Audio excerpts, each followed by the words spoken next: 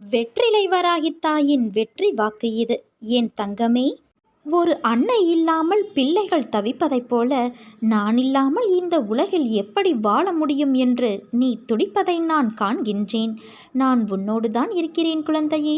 நீ எங்கு சென்றாலும் உன்னோடு நிழலாக பயணிக்கின்றேன். உன்னுடைய அடுத்த கட்ட பயணங்கள் குறித்து நீ பேசுவதை கேட்டுக்கொண்டுதான் இருக்கின்றேன். அதிலும் நான் உனக்கு துணையாக இருப்பேன்.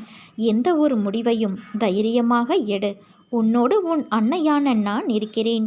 சோதனைகளின் பலனாக கிடைத்த அடக்கமும் பணிவும் அதிகமாகின்றன. சோதிக்கப்பட்ட மனிதன் பிறகு பலருடைய மரியாதைக்கும் உரியவனாகின்றான். அதனால்தான் நல்லவனை மிக நல்லவனாக்குவதற்கு வேதனைகளையும் சோதனைகளையும் இறைவன் தொடர்ந்து வழங்குகின்றான். எத்தனை கஷ்டங்கள் வந்தாலும் இறைவனுக்கு நன்றி சொல்வதை மட்டும் மறக்காதே, நிறுத்தாதே.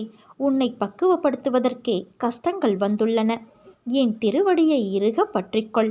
துன்பங்கள் அனைத்தும் பனி போல விலகிவிடும். என் தங்கமே, இன்றைய காலகட்டத்தில் பிரிவுகள் என்பது சாதாரணமாகிவிட்டது. வாக்குவாதங்களை தவிர்க்க பழகிக்கொள். சொன்ன சொல்லையே பிடித்து கொண்டு தொங்கிக் கொண்டு இருக்காதே. கோபம் அதிகமானால் பேசுவதை தள்ளிவை.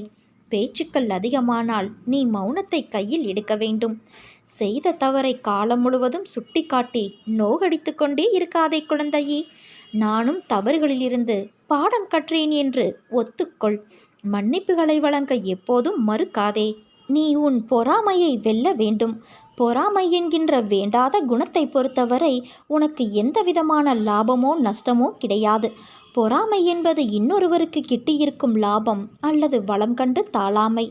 வேறு ஒருவருக்கு ஒரு அதிர்ஷ்டமோ செல்வாக்கோ கிட்டிவிட்டால் உன்னால் அதை சகித்து கொள்ள முடியாமல் அவரை அவதூறாக பேசுகின்றாய். அவருக்கு நஷ்டம் ஏற்பட்டுவிட்டால் நீ ஏன் மகிழ்ச்சி அடைகிறாய்? இது நல்லதா? அந்த மனிதன் வளம் பெற்றால் உனக்கு என்ன நஷ்டம் ஏற்பட்டுவிட்டது? ஆனால் ஜனங்கள் இந்த விதத்தில் சிந்திப்பது கிடையாது. அடுத்தவனுக்கு நலம் கிட்டினால் நாமும் சேர்ந்து மகிழ வேண்டும்.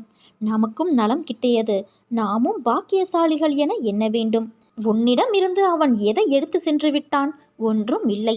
அவனுடைய கர்மாவின் பலனாக அவன் பலம் பெற்றான். அப்படி இருக்க அதை கண்டு நீ ஏன் பொறாமைப்பட வேண்டும்? முதலில் பொறாமையை வென்றுவிடு என் குழந்தையே. மற்றவர்கள் உன்னை எத்தனை வழிகளில் வசைப்பாடினாலும் கண்டனம் செய்தாலும் நீ எதிர்த்து கசப்பாகவோ மனம் புண்படும்படியாகவோ பேசாதே. அதை பொறுமையோடு சகித்துக்கொள். அதனால் உனக்கு அபாரமான சுகம் கிடைக்கும். உன் கர்மாவை அவர்கள் பெற்றுக்கொள்வார்கள். உன் கர்ம வினைகளை எல்லாம் உன் அன்னையான எனக்கு தானமாக கொடுத்துவிடு. நீ விழும்போதெல்லாம் தாங்கி பிடிக்கவும், மனம் உடையும் போதெல்லாம் தட்டி கொடுக்கவும், தனியே அழும்போதெல்லாம் உன் கண்ணீரை துடைக்கவும் உன் அன்னையான நான் இருக்கின்றேன்.